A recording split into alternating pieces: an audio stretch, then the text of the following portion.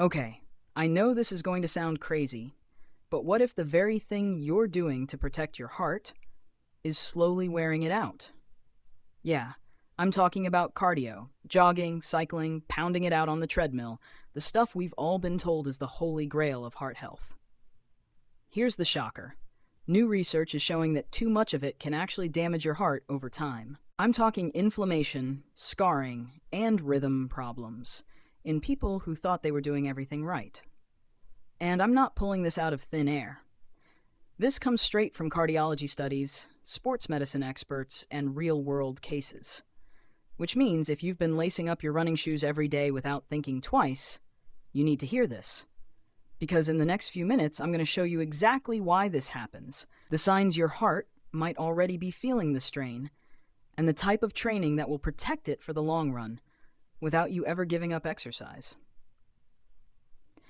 Now, I'm not here just throwing opinions at you. I've spent years digging into the science of heart health, reading cardiology studies, interviewing sports medicine doctors, and even experimenting on my own training routines to see what actually works. And honestly, I've been guilty of overdoing cardio myself. I thought I was bulletproof, until the warning signs started showing up. That's when I went down the research rabbit hole, and what I found completely changed the way I train and the way I think about protecting the heart. Here's what we're diving into today. First, I'll break down the surprising science of how too much cardio can actually put stress on your heart instead of strengthening it. Then we'll look at the early warning signs that you might already be overdoing it, so you can catch the problem before it becomes serious. And finally, I'll walk you through the exact training approach that keeps your heart healthy, strong, and ready for the long haul without you having to give up exercise. By the end, you'll know exactly what to avoid and exactly what to do instead. We've been told the same story for decades. If you want a healthy heart, just do more cardio. The logic sounds flawless. Your heart's a muscle, so the more you work it, the stronger it gets. Right? Well, not exactly. See, this idea comes from early research in the mid-20th century when heart disease was exploding, and doctors noticed that active people tended to live longer than sedentary ones. Cardio quickly became the hero, and over the years, the message morphed into the more the better. But here's where things get messy. More isn't always better. Think of it like watering a plant. A little water every day keeps it alive and thriving. But if you dump a whole bucket on it every single hour, the roots start to rot. The same goes for your heart. Overdoing cardio can lead to chronic inflammation, microscopic scarring of the heart muscle, and even changes in your heart's electrical signals. And this isn't just theory. A 2012 study in Mayo Clinic Proceedings looked at long-distance endurance athletes, marathoners, triathletes, and found they had more calcium buildup in their arteries than moderate exercisers. More calcium means stiffer arteries, which is a huge risk factor for heart problems. Here's the irony. These were people at the peak of their fitness, and yet their heart health was showing signs of wear and tear. So the myth that endless cardio equals endless heart health just doesn't hold up under real-world evidence. All right, let's talk about what's actually happening inside your body when you push cardio too far. Your heart is an amazing machine. It's built to beat over 100,000 times a day without stopping. But here's the catch. It thrives on manageable stress, not endless punishment. When you do long stretches of high-intensity cardio, like running hard for an hour every single day, your body releases a cocktail of stress hormones, including cortisol and adrenaline. These are great in small bursts because they help you perform. But when you flood your system with them for too long, they create oxidative stress. Basically, microscopic damage to your cells, including the heart muscle. Over time, that constant pounding can cause tiny tears in the heart tissue. Your body tries to repair them, but the scar tissue it leaves behind is stiffer and less efficient than healthy muscle. That stiffness can disrupt your heart's normal rhythm, something called arrhythmia, and in worst cases, it can even increase your risk of sudden cardiac events during intense exertion.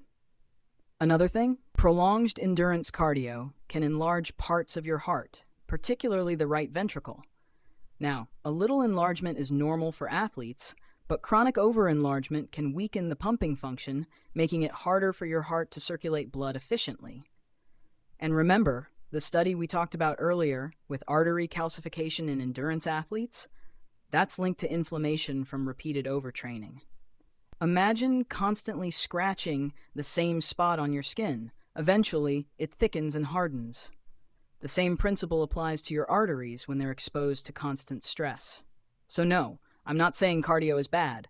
I'm saying there's a tipping point where the benefits plateau and the risks start to creep in. The goal isn't to avoid cardio, it's to hit that sweet spot where your heart gets stronger without getting worn out.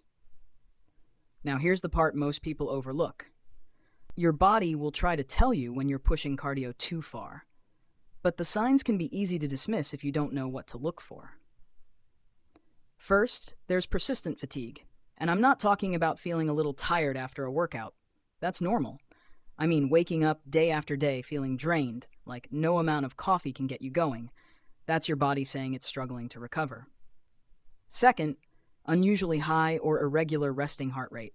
If you track your heart rate with a smartwatch or chest strap, you might notice it's consistently higher than normal, even when you're resting. Or maybe it feels like your heart is skipping a beat or pounding out of nowhere. That can be a sign of stress on your heart's electrical system. Third, shortness of breath during activities that used to feel easy. If climbing the stairs suddenly feels harder, or your breathing feels labored in everyday life, it's a red flag that your cardiovascular system is under strain. Fourth, slow recovery between workouts. Normally, with good training, your recovery time should improve. But if you're sore for days, or your legs feel like lead on your next run, it's a sign your body isn't bouncing back. And finally, trouble sleeping or restless nights. Overtraining ramps up stress hormones like cortisol, which can mess with your sleep cycles, making it harder to fall asleep or stay asleep, and leaving you feeling even more worn out. None of these signs mean you should panic, but they are your body's way of waving a yellow flag. If you're ticking off 2 or 3 of these, it's time to rethink your training before it turns into something more serious. All right, so if pounding out miles every day isn't the best thing for your heart long term, what is? The goal is to train in a way that strengthens your heart without constantly putting it into overdrive. And that means focusing on the sweet spot. The type, intensity, and amount of exercise that gives you maximum benefits without the hidden damage. First up, Zone 2 cardio. This is low to moderate intensity exercise where you can still hold a conversation, but you're breathing a little heavier than normal. Think brisk walking, easy cycling, or light jogging. In this zone, your heart is working efficiently, building endurance and improving your body's ability to burn fat as fuel without creating excessive wear and tear. A great target is 30 to 40 minutes of Zone 2 cardio, 3 to 4 times a week. This keeps your cardiovascular system primed without pushing it to the red line every day. Second, interval training. But here's the key. In moderation, you don't need to do high-intensity intervals 5 times a week. 1, maybe 2 short sessions of intervals, like 20 seconds of effort followed by 40 seconds of rest, repeated 8-10 times, is plenty to boost heart efficiency and VO2 max. Third, strength training. Lifting weights or doing bodyweight resistance exercises not only builds muscle, but also improves heart health by supporting better circulation and blood pressure control. 2 or 3 full-body strength sessions a week can work wonders for your long-term cardiovascular health. And don't forget, rest and recovery are part of training. A lot of people think recovery days mean they're slacking. In reality, that's when your heart and muscles actually adapt and get stronger. Light activities like stretching, yoga, or even just a gentle walk can help you recover without overstressing the system. If you want a quick weekly blueprint, here's one to start with.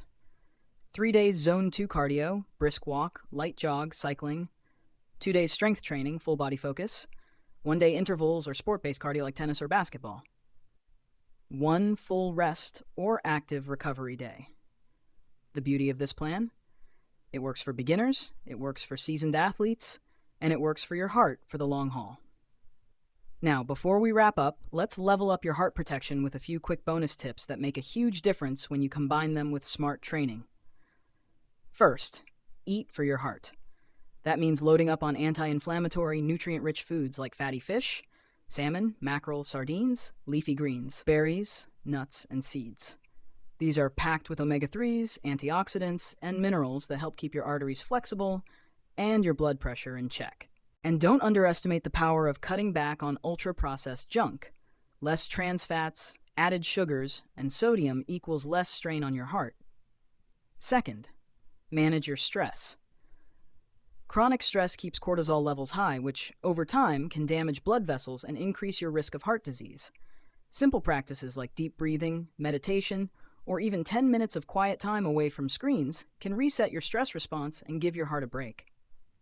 Third, prioritize sleep. Your heart works 24/7, but nighttime is when it gets to lower its workload. Consistently getting 7 to 8 hours of quality sleep allows your blood pressure and heart rate to naturally dip. That's called nocturnal dipping, and it's a key marker of heart health. If your sleep's a mess, your recovery and heart performance will be too. And finally, stay hydrated. Even mild dehydration can make your heart pump harder to circulate blood. Aim for steady water intake throughout the day, not just chugging a gallon before bed. These aren't flashy hacks, they're foundational habits. Stack them with the training plan we just talked about, and you're giving your heart the best possible shot at staying strong for decades. So here's the big picture. Cardio isn't the enemy, it's like medicine. The right dose keeps you healthy, but too much can cause problems. We've seen how endless, high-intensity cardio can strain your heart, how to spot the warning signs, and exactly how to train smarter with Zone 2 workouts, intervals in moderation, and strength training in the mix. Pair that with good nutrition, quality sleep, and stress management, and you're setting yourself up for a heart that's strong, efficient, and built to last. The takeaway? You don't need to punish your body to protect your heart. Train smart, recover well, and your heart will thank you for years to come. Now I want to hear from you.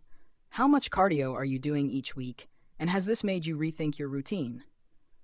Drop your answer in the comments because I love hearing how you guys train and what's working for you. And if this video gave you a new perspective on protecting your heart, hit that like button. It really helps more people find this information. And make sure you're subscribed so you don't miss what's coming next. And speaking of keeping your heart safe, there's one common morning habit that's quietly putting a huge strain on it every single day. And most people do it before they even eat breakfast. In my next video, I'm going to break down what it is, why it's so dangerous, and what to do instead. So make sure you're subscribed and ready for that one.